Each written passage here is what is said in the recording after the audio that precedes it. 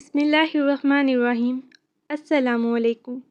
یہ واقعہ قدیم فارس اور موجودہ ایران کے ایک گاؤں کا ہے۔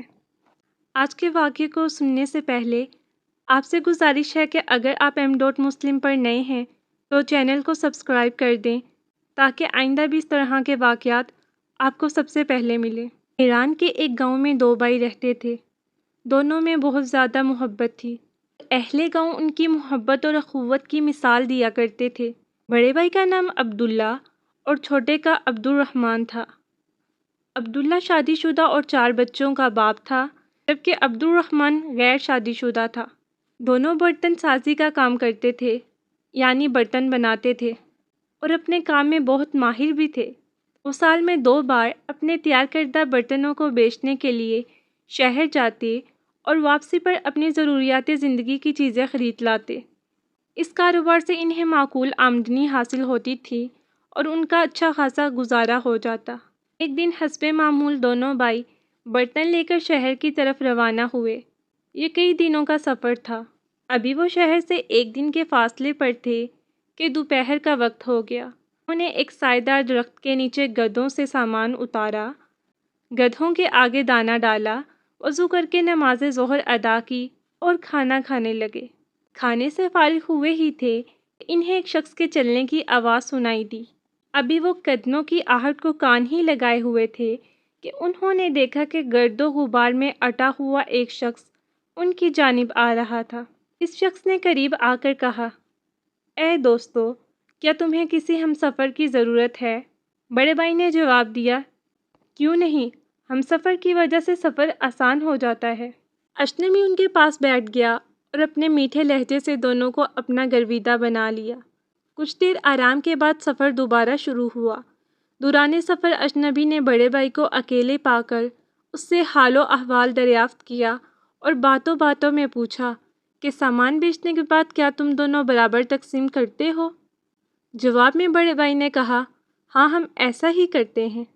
اجنبی نے کہا، دیکھو میاں، تم بال بچوں والے ہو، تمہارا حق زیادہ بنتا ہے اور محنت میں بھی تم زیادہ شامل ہو۔ چھوٹا تو اکیلا ہے، کیا تم نے اس پہلو سے بھی سوچا ہے؟ اس طرح اجنبی شخص نے بڑے بھائی کے دل میں وسوسہ پیدا کر دیا۔ اس نے دل میں عہد کر لیا کہ اس دفعہ وہ زیادہ حصہ لے گا۔ اجنبی نے اسی طرح موقع پا کر چھوٹے بھائی سے پوچھا، سامان بیچنے کے بعد تم دونوں برابر تقسیم کرتے ہو؟ چھوٹے بھائی نے بھی وہی جواب دیا، ہاں، ہم ایسا ہی کرتے ہیں۔ تو وہ کہنے لگا، میاں، تمہاری ابھی شادی ہونی ہے، گھر بننا ہے اور آمدنی کی تقسیم میں تم گاٹے میں ہو، کام کاج میں بھی تم زیادہ کرتے ہو، بڑا بھائی تو اپنے بچوں میں مصروف رہتا ہے، اس طرح تمہارا گھر کیسے بنے گا اور شادی کے اخراجات کہاں سے آئیں گے؟ چھوٹا بھائی بھی وسوسوں کا شکار ہو گیا اور کھنچا کھنچا رہنے لگا۔ اجنبی سائے کی طرح کبھی چھوٹے بھائی کے کان بھرتا اور کبھی بڑے بھائی کے کان میں سرگوشیاں کرتا۔ شہر پہنچنے کے بعد سامان بہت اچھے داموں فروخت ہو گیا۔ ضروری خریداری کرنے کے بعد دونوں بھائی جامع مسجد میں جمعۃ المبارک کی نماز پڑھنے گئے۔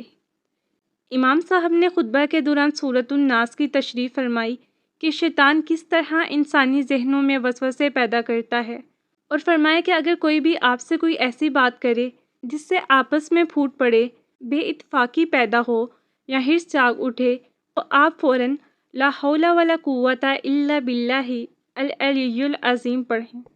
اس طرح وہ شیطانی وسوسہ فوراً غائب ہو جائے گا۔ دونوں بھائیوں کی سمجھ میں بات آ گئی۔ مسجد کے باہر انہوں نے اپنے دلوں کو ٹٹولا اور ایک دوسرے کے بارے میں غلط وسوسوں پر فوراً لا حول ولا قوۃ پڑھی۔ اجنبی فوراً غائب ہو گیا۔ دونوں نے ایک دوسرے کو سب کچھ بتا دیا اور ایک دوسرے سے معافی مانگی۔ انہوں نے ایک دوسرے کو دل سے معاف کر دیا اور اللہ تعالیٰ کا شکر ادا کیا کہ امام صاحب کو ان کی رہنمائی کا ذریعہ بنایا۔ اس کے بعد وہ امام صاحب کی خدمت میں حاضر ہوئے اور ان کا بھی دل سے شکریہ ادا کیا کہ انہی کی بدولت وہ شیطان کی مکروہ چال سے بچ گئے تھے۔